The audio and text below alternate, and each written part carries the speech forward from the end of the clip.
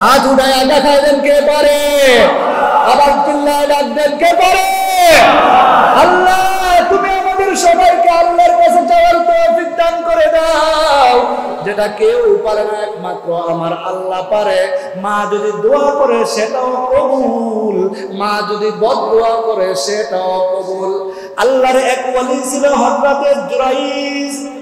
এমন কোন বড় আল্লাহর ওয়ালি যদি আসমানের দিকে তাকাইতো, আসমানের ভিতর থেকে একদম সোজা সোজে যেতটুকু মনে চাইতো তার দিল ততটুকু চলে যাইতো।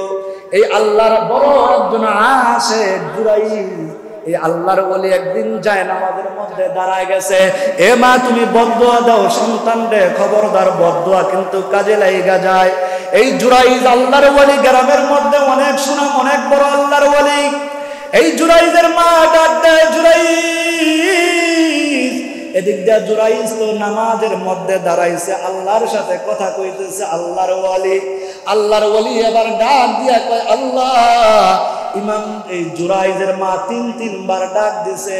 এবার জুরাইজ কয় আল্লাহ আমি এদিকে নামাজে দাঁড়াইছি, তোমার হুকুম। আবার ওদিক দিয়ে মা ডাকতেছে।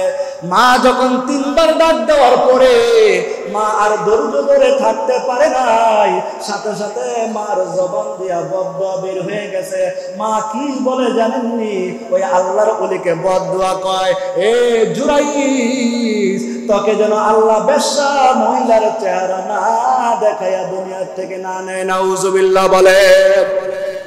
মা যদি বদদোয়া করে সেটাও কবুল, মা যদি বদদোয়া করে সেটাও কবুল।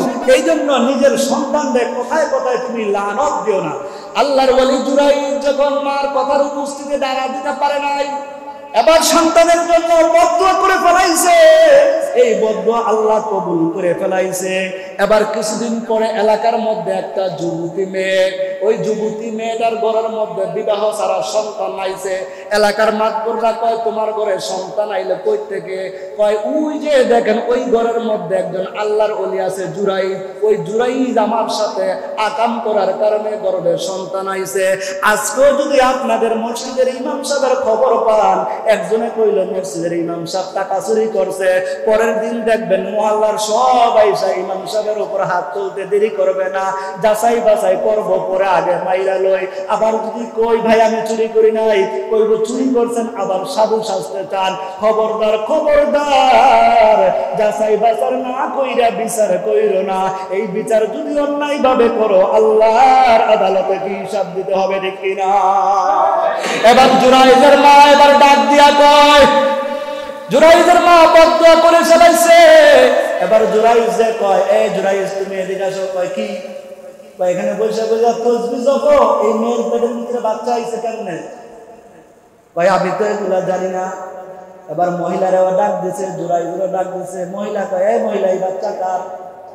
কয় এই মহিলা ওই হুজুরের।